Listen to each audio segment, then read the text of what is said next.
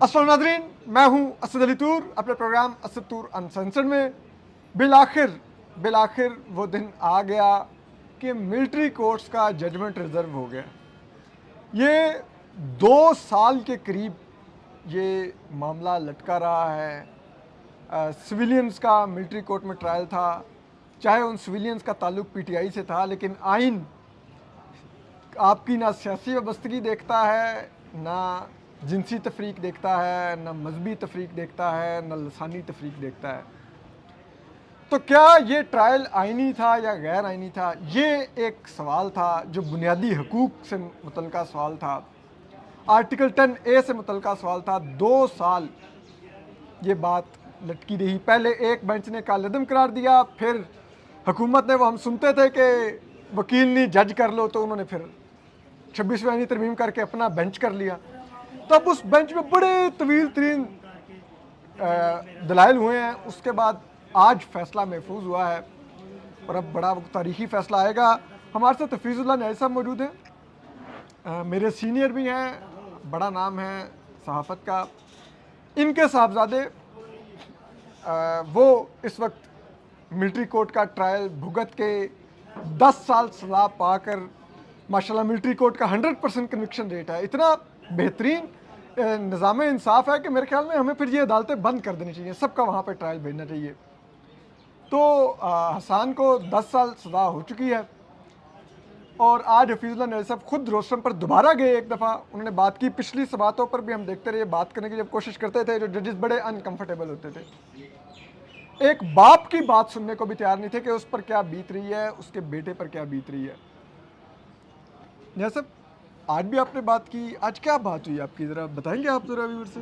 महाराज जी, मैं देख रहा था कि कोर्ट से जिन गुत्थियों को उलझा रही थी या वकला जिन गुत्थियों को सुलझा जो उलझा रहे थे, तो उससे मेरा ख्याल था कि वो एक जो कोर इशू है या जहाँ पे जो जो जो जैसे इंसाफ के तकाजे पूरे करने हैं, वो जो है वो बाईपास हो रहा था। मसलन छोटी सी बात है जी कि आप 10,000 FIR करती, सबकी एक ही फर्द जुर्म है। 105 आदमियों को कलिंग करके या चुन के या डिस्क्रिमिनेट करके कैसे निकाला गया? बिल्कुल ठीक होगा। मैं तो कहा है जी कि मैं 9 मई की दिल जमई से मजम्मत करता हूँ, इसके ऊपर लिख भी रहा हूँ, इसमें बोला भी हूँ। मैं समझता हूँ पाकिस्तान की तारीख का सबसे घिनौना और बिल्कुल एक बड़ा ही तकलीफदेह सानिया था। लेकिन इस साने की बेतकरीमी किसने किया? मैंने की है। आपने उधर सानिया हुआ तो जिन्होंने माफिया मांगी, माफी क्या याद है कि लूट सेल मच गई थी? जी जी, MPSM में उनको रिफतें मिल रही थी। आपने तो पहले दिन से खुद ही उसके अंदर से जो उसका तकद्दस था साने का, जो इसके ऊपर उसके इक़दाम होने थे, उसकी पामाली की। आपने साने को यूज किया एक पार्टी को तोड़ने के लिए। मैं कह रहा हूँ कि आपने बस उसी कि आप एक जुमा बता लगा, आप भूल गए, आप माले गनीमत समेटने शुरू कर दिए कि हम जंग जीत गए। अल्लाह ताला का निज़ाम है। मेरा ख्याल है कि साने से ये बहुत फ़ायदा उठा सकते थे, तहरीक इंसाफ के उनको मेरिट पे ये एवेल्यूएट कर सकते थे, लेकिन लूट सेल के अंदर जो इखलाकी जवाब है उसका वो खो बैठे।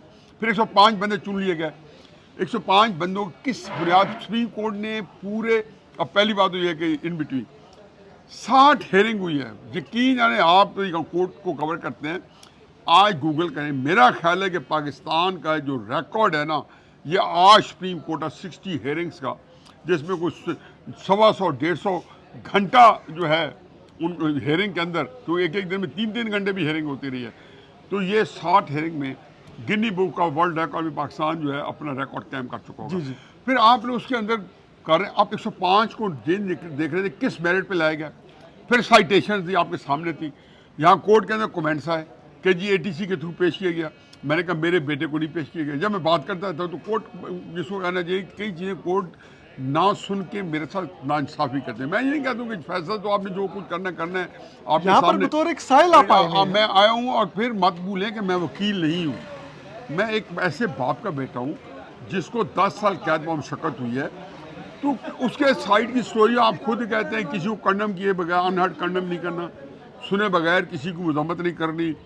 मुल्ज़म हमारा जो होता है जिसको कहना चाहिए कि एक मासूम जो बच्चा होता है, favourite child of law. Favourite child law होता है। अब मुझे बताएं कि मेरा अपना ख्याल है जी, मुझे तकलीफ हुई है कि मैंने बताया जी कि मॉब वायलेंस को 1966 के एक्ट 1967 का एक्ट आया, ब्रिगेडियर एफ बी अली का केस आया, हर 2 केसेस के अंदर इंडिया के अंदर साजिश हुई, प्रूव हो गई वो साजिश है। एफ बी अली का तो एक और निज़ाम था, अगर ताला साजिश केस जो है वो उसके बारे में पूरी अब किताबें आ गई, लोगों ने अपनी चक्काचौंध तकारीर की बांग्लादेश की असेंबली में कि हम इसमें थे और हमने ये किया और हम करते रहे। अब आप उसको क्रिएट करें मॉब वायलेंस से। यहाँ पे सुप्रीम कोर्ट में मॉब वायलेंस हुआ, यहाँ पे 30 अगस्त 2014 2014 में डी चौक पे या रेडियो पाकिस्तान में मॉब वायलेंस हुआ। वहाँ पे आपने जब ये बात को सुप्रीम कोर्ट बात ही नहीं करनी देते, मुझे ये वो होता है कि आप फैसला कोई करे, आप बात करने में जो किसी को ना रोकें। उनको आपको हो सकता है कि आपको इंसाफ करने में, अगर इंसाफ देने में दिलचस्पी है तो हो सकता है मदद हो जाए। तो मैंने तो उनको सलाह की कि जी इसको जिस तरीके से हमारे जो डिफेंस लॉयर्स ने और साफ़ हमीदा बयान किए हैं मिलिट्री कोर्ट्स के, तो मुझे तो मैं कह नहीं सकता था कि बड़ी सुप्रीम कोर्ट की 12 बेतौकीर हो जाती। तो मैं कहने लगा कि आप सुप्रीम कोर्ट में मिलिट्री कोर्ट से दे दें, जो बता रहे थे जी कि ड्यू प्रोसेस फॉलो होता है जी फला होता है। मेरा अपना ख्याल है जी कि रियासत जो है उनको ये पता नहीं है कि एक जो है ना शॉर्ट टर्म गोल आप अचीव कर लेते हैं, लंबे टर्म के लिए आप हार जाते हैं। रियासतों का पैमाना ये नहीं होता। फिर अब क्या कर सकता है बंदा जी? आपने ये बात है जी कि एक इस मुल्क में पहली दफ़ा मॉब वायलेंस नहीं हुआ, बेशुमार दफ़ा देख चुके हैं। अब मॉब वायलेंस को आप इक्वेट करें अगरतला साजिश केस के साथ, 67 का आर्मी एक्ट लगाएं तो जिहाद दें। मुझे एक चीज़ बताइए, मैं इस मॉब वायलेंस पे भी आता हूँ, चले इस पे ही आते हैं। अगर मसला ये है कि जी रियासत की अलामतें थी जहाँ पर ये वायलेंस हुआ, पहली तो बस सच्ची बात है, मेरा ज़ाती राय ये है कि ये केस बनता है कार्य सरकार में मुदाखलत का, ठीक है, लेकिन चलें जी आपको बहुत थी। मैं बतौर सिविलियन, आप क्योंकि तारीख के, सहाफ़त के और सियासत के तीनों के आपने पूरा देखा है सब कुछ और आप उसका हिस्सा रहे हैं। न्याज़ी साहब मुझे एक चीज़ बताइए, और ये मेरे जैसे तालिब इल्मों के लिए जो सुन भी रहे होंगे उनके लिए बताइए, क्या जब मिलिट्री टेक ओवर्स होते हैं वो जो बावर्दी मॉब्स आते हैं वो प्राइम मिनिस्टर हाउस के ऑफिस के दरवाजे फांदते हैं, वो पीटीवी के दरवाजे फांदते हैं, वो हमारे प्राइम मिनिस्टर को गिरफ्तार करते हैं, हथकड़ियाँ लगाते हैं, फांसियाँ भी लगाते हैं, मुंतखब हुकूमतों का तख्ता उलटते हैं। क्या वो हमारी रियासत की अलामतें नहीं होती? क्या वो मॉब वायलेंस में नहीं आता? उनमें से कितनों का इन्होंने कोर्ट मार्शल किया आज तक? असद मेरे प्यारे बच्चे, एक चीज़ है जो आपने जो प्रॉब्लम दिया ना, ये तो एक पाकिस्तान के अंदर मेरा ख्याल है कि इसने पूरी सल्तनत जो रियासत है 1951 से लेकर आज तक घायल कर दिया। और मैं जब ये कहता हूँ कि 1953 से लेके मोहम्मद अली बोगरा को, जब ख्वाजा नाज़मुद्दीन को हटा के मोहम्मद अली बोगरा को लेके आए थे, और शहबाज शरीफ तक एक वज़ीर आज़म नहीं है जो कि ये इनकी मर्ज़ी के बगैर आए हो हमारी इस्टेब्लिशमेंट के। आपको ये कुछ 33-34 वज़ीर आज़म बनते हैं, वज़ीर आज़म बनते हैं।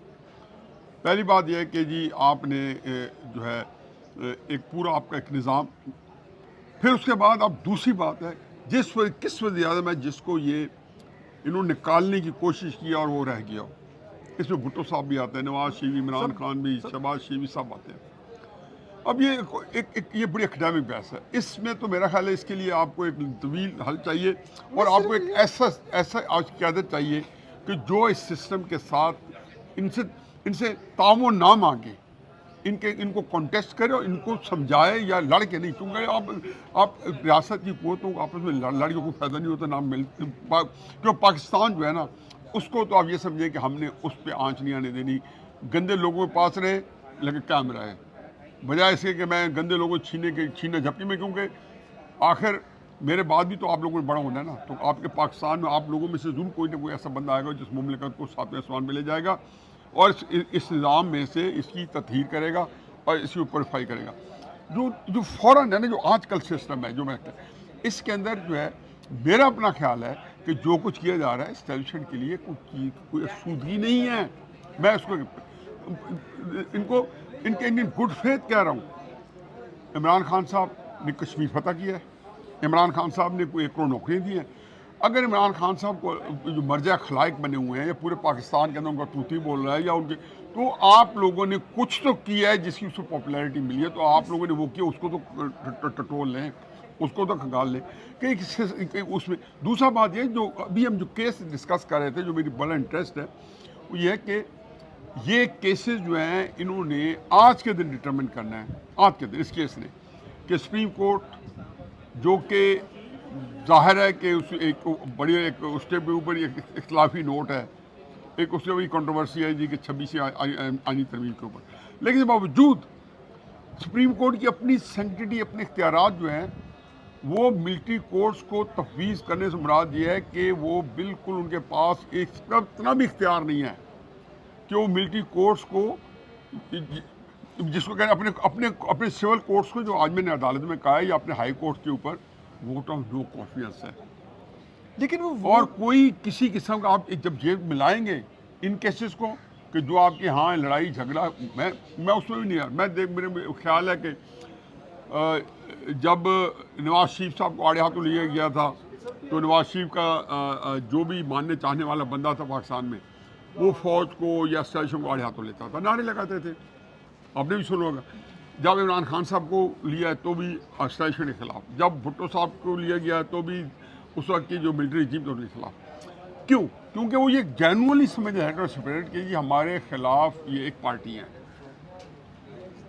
जो वो ये वहाँ आम आदमी, मैं लीडर को तो छोड़े, आम आदमी समझता है कि ये हमारे खिलाफ मुस्लिम लीग कर एक वक्त में समझता था, पीपल्स पार्टी का कारकुन एक वक्त में समझता था, आज तरीके साहब का कहना समझता है कि ये है हमारी पार्टी। जब पार्टियाँ, तो आपके खिलाफ जो जुलूस जलसा निकलना, कोई उसको बंदा माइंड ना करे, उसको एक्सक्लूसिव ना करे कि जी हाँ कोई आम हालात होते। मैं रिकमेंड नहीं करता हूँ कोई कैंट पे जाए, सारा कुछ जाए। इससे पहले भुट्टो साहब, नवाज शरीफ साहब को वर्दी वालों ने घसीट के निकाला था, लेकिन किसी ने कैंट के खिलाफ एहतजाज नहीं किया था, क्योंकि एक ऐसी चीज़ है कि जिसके अंदर आपको कोई उसका कोई नफा नुकसान हो जाना। लेकिन मेरा आज का ये है कि जी खुदा के वास्ते अपनी सुप्रीम कोर्ट को बचा लें, अपने आइन और कानून को। कैसा मुल्क है कि जिसमें आज 25 करोड़ लोग हैं, रियासत जो है उनके जान और माल की हिफाजत करने से कासिर है। कराची से लेकर चतराल तक हर बंदा ये जान बैठा है कि मेरे रियासत मेरी जान और मेरे माल की हिफाजत नहीं कर सकती, और ये कर नहीं सकती, और जो रियासत की बुनियादी जिम्मेदारी है। न्याय साहब, अब तो हालात ही हो गए हैं कि 25 करोड़ अवाम अपने आप को अपनी रियासत के हाथों गैर महफूज समझते हैं कि हमारी जान और माल को खतरा अपनी रियासत से है।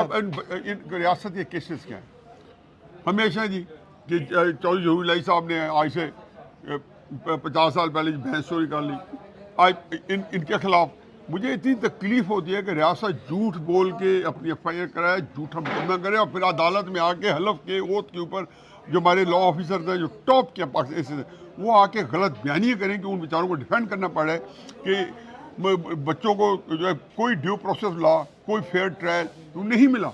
और ये उसका सौफे हमीद ऐसे बता रहे थे मिलिट्री ट्रायल के हमारे वकला कि जी रियासत का बुनियादी जो फ़र्ज़ और इंडिया पाकिस्तान जो है उसके अंदर गारंटीड है कि आप हमारे मेरे जान और माल की हिफाजत जो है रियासत पाकिस्तान करेगी।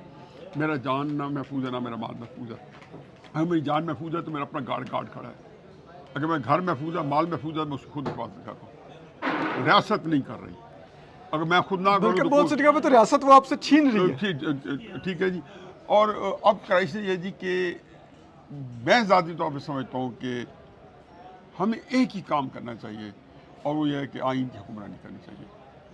अब आइन की हुक्मरानी में अगर कोई बंदा ये समझता है कि वक्ती तौर पे आ जाए, मैं आइन नाफिज कर दिया तो ये ना हम ना पकड़ जाए, कुछ लोग गारंटी देते हैं। क्योंकि परवेज़ मुशर्रफ को जब जमहूरी हुकूमत ने पकड़ा 1999 के मार्शल के ऊपर, तो आपको पता है फिर नवाज शरीफ का क्या हिस्सा बनाया है। इमरान खान साहब को कोई जन आसमनी नहीं निकाला, भाजपा ने निकाला। तो ये पहली बात ये सोचें कि इंस्टीट्यूशंस को के साथ गुजर करना होगा कि इंस्टीट्यूशन के फैसले हैं कि नवाज शरीफ को हमने बाहर रखना है, चाहे राहील शरीफ के बाद भाजपा नवाज शरीफ साहब ने खुद उसे अपॉइंट किया, वहीं से शुरू किया जहाँ राही शरीफ छोड़ दिया था। इमरान खान के बारे में जहाँ जनाब बाजवा छोड़ दिया था, अगर इमरान खान साहब आखिर दिनों में एक GHQ पे चढ़ाई ना करते, जो उनका काम नहीं था कि एक आर्मी चीफ का अपॉइंटमेंट रुकवाना या एक बंदा जो लेफ्टिनेंट जनरल, तुम हो सकता है कि इतनी सख्तियाँ शायद ना होती, उसमें एक नया पैराडाइम डेवलप हो गया। इजाजत दें। अच्छा, आखिरी में मैं आपके साहबजादे के बारे में सिर्फ पूछना चाह रहा था, उनको ये मिलिट्री कोर्ट से फैसला के बाद क्या उनको सिविल जेल मुंतकिल कर दिया गया अभी तक? यार ये आपने अच्छा क्वेश्चन किया। पहली बात तो यह है कि जो है ना टेक्निकली अभी तक वो उन्हीं कंडीशन के अंदर है, वो हैंड ओवर लेटर्स पर नहीं हुए। अब एक उस जेल के अंदर मैं बता रहा हूँ, ये मैं बता रहा हूँ। अब 10 साल सजा दे दी कैद मुशक्कत, लेट तो जेल अपने मैनुअल के मुताबिक हैंडल करे जो उसके हैं मसाइल। इन्होंने उनको रखा हुआ हाई सिक्योरिटी जोन, उन्होंने अलहदा बनाया। जेल के अंदर एक सब जेल है, उस हाई सिक्योरिटी जोन के अंदर इन्होंने जो है जो जिसको कहना चाहिए कि वो उसमें आपके पास लश्कर तैयबा भी है, उसमें TLP भी है, उसमें हो सकता है कि इंडियन जासूस भी होंगे, क्योंकि ये हाई सिक्योरिटी इसको जो पूरा हमारी आर्मी के अपने कंट्रोल में होता है। लेकिन मुझे जो नया ख़तरा लगा है ना, मुझे लगा कि मैं चूँकि इंडियन चैनल का आजकल बहुत वॉच कर रहा हूँ, मॉनिटर कर रहा हूँ, वो बिल्कुल लाउड एंड क्लियर उन्होंने, और ये मैं कहता हूँ ये लम्हा फिक्री हमारी एस्टेब्लिशमेंट के लिए भी है, फ़ौज के लिए भी है, कि वो दिखा रहे हैं जी दो साइड्स। एलिजिडली हाफिज सईद साहब अगर जेल में है तो जेल के सिस्टम एग्जैक्टली वो जगह जो है ना, गूगल करके ना पॉइंट आउट कर रहे हैं कि ये है, और साथ जौहर टाउन जहाँ उनका घर है लाहौर के, और बता रहे हैं कि इनके दोनों में आपस में 5 किलोमीटर का क्रो फ्लाई का फासला है जो कि अब उन्हें फर्क सरप्राइज है नहीं है, खुदा न खासा को हमला कर देते हैं और जेल में सबको उड़ा देते हैं, बॉम्ब मिलते हैं, चाहे भले से हम रिटेलिएट ही करते रहे। तो खाम हाँ आपने रिस्क कर दिया है। सियासी कैदियों को 28 कैदी हैं जो कि बिल्कुल एक आपके एक और वजह है, मतलब मैं मैंने डिस्कस नहीं करता हूँ, जिन्होंने बोला उनको पता है कि जी आपसे पहले डिस्कस कर चुके हैं, ये बात हो चुकी है कि बिल्कुल झूठ के ऊपर उन्होंने किया, मैं उसमें भी हर्ज नहीं है। लेकिन आपने बहरहाल आपने उसको रखा हुआ है इमरान खान के कोलैटरल के तौर पे, ताकि प्रेशर है होता नहीं होता, पढ़ता नहीं पढ़ता, उनकी गुड बुक्स में यह है कि हसन खान आएगा, एक्टिविस्ट होगा, ये करे, दूसरी चीज़ करेगा। लेकिन अब इसी वजह से एक बंदा जो है, जो आपको भी पता है कि आपने उसको गलत तरीके से रखा हुआ है, और खाम खा जो है किसी और कोलैटरल डैमेज में चला जाए इंडिया की बॉम्बिंग के अंदर, आप लोगों को मैं तो ये आज ये बच्चों को कहना चाहता था जो सुना नहीं, कि आप खुदा के वजह को शिफ्ट कराएं किसी ऐसी जगह पे जहाँ पे इंडिया जो है इनका एक लश्कर तैयबा से अलहदा करें। अब आपने किया, अल्लाह करे कि आपका ये क्लिप कहीं जो है थोड़ा वायरल हो जाए कि जी उनको अलहदा करें, उनको लश्कर तैयबा कहीं जहाँ मर्जी रखना है, फिर महफूज गर्दन में ले जाएँ। मुझे एक चीज़ और बताइए इसी से जुड़ा हुआ, सॉरी मैं आपका काफ़ी टाइम ले रहा हूँ, आपकी मुलाकात अब कैसे हो रही है? और जुम्मे को बिल्कुल ठीक है, मतलब जैसे आधा घंटा मुलाकात कराते हैं, नो रिग्रेट, क्या किया जाए। वालदा होती है, मैं होता हूँ, उसकी बहन होती है या उसकी बहनें होती हैं, और मिसेज होती है। सेहत कैसी है? और कोई ना कोई एक आध बंदा जो है करीबी रिलेटिव, यानी कि उसका बहन हुई तो उसको इजाज़त दे देते हैं, या उसके सास ससुर को भी दे देते हैं। सेहत कैसी है? बहुत अच्छे, बड़े भाई स्पिरिट में, बिल्कुल एट ईज़ है, कोई ऐसा नहीं कि कोई फ्रस्ट्रेशन हो या कोई। एक शख्सियत मेरे लिए आपके घर में बहुत मैटर करती है, वो हसन की वालदा है, वो कैसी है? बड़ा टफ टाइम है उसमें, आई कि एक अकलौता भाई, अकलौता बेटा। हमारे यहाँ तो लोग भी डरा के मार देते हैं, जैसे मुझे मिलते हैं, कहते हैं तुम्हारा एक क्यों बेटे थे, हालांकि होता अल्लाह हौसला दे देता है, बड़ी बहुत मुझसे ज़्यादा हौसले वाली है, तो ये उसके लिए बड़ा टफ है कि एक भाई एक बेटा दोनों अंदर हो। उनका जो भाई अंदर है, आखिरी सवाल सॉरी, आपको लगता है डील कर लेगा? 2 साल तो मेरा ख्याल है कि डील तो असद इन ऑल फेयरनेस 4-5 महीने से नेगोशिएशन हो रही है, टर्म्स की ऊंच नीच पे हो रही है या टाइम बाय किया जा रहा है। मैं आपको एक और लिहाज से एक नया एंगल से आगे देता हूँ। मेरे नज़दीक जनरल फैज़ हमीद के बारे में कभी कभी उड़ता है ना, उसने कह दिया और आ रहा है, वो सिर्फ रखा हुआ है कि अगर डील ना हुई तो फिर वो कहता है फायरिंग ऑन ऑल सिलेंडर्स। फिर फैज़ हमीद के साथ जो कुछ हुआ है और जो तो फैज़ उसमें हमीद- टैग कर दिया और जाएगा। मेरे नज़दीक फैज़ हमीद उनका प्लांटेड आदमी था दिसंबर 2022 के बाद। यस, बाकी बाकी रहे नाम अल्लाह का। यही मतलब आपका ये रीडिंग है कि डील की कोशिश चल रही है, बैक चैनल खुला हुआ है, मेरा ख्याल है 4-5 वो महीने से जो जो जो कराइन मुख्तलिफ है, केसेस जो की आसार- समातें भी डिले होती जा रही हैं। और समातें डिले होती जा रही हैं, तो दरमियान में आता है इमरान खान साहब लोगों को नहीं मिल रहा और शोर नहीं मचा रहा, तो मेरा ख्याल है कि Imran Khan is on board. Is on board. ठीक, बाकी आप ही बताएं। Thank you very much, thank you very much. बहुत अच्छे लगते हो। अल्लाह आपको लेकिन सलामत रखे। थोड़ा अपना ख्याल भी रखो और थोड़ा जो हसान से के बरखिलाफ वो भी आप ही के हाइपर हो जाता है, थोड़ा calm down. Thank you very much sir, thank you. आपने गुफ्तगू सुनी हफीजुल्लाह न्याई साहब की। मैं इनको और इनकी फैमिली को सिर्फ एक जिसे कहते हैं ना, वो नहीं देखता कि इनकी सियासी वाबस्तगी क्या है। मैं एक बाप के तौर पर और एक माँ के तौर पर देखता हूँ, और अनफॉर्चुनेटली हमारी कोर्ट्स में शायद अब ये चीज़ें मैटर ही नहीं करती। उनके लिए सिर्फ ताकतवर मैटर करता है जिसके हाथ में बंदूक है। अपना ख्याल रखिए, अल्लाह हाफिज़।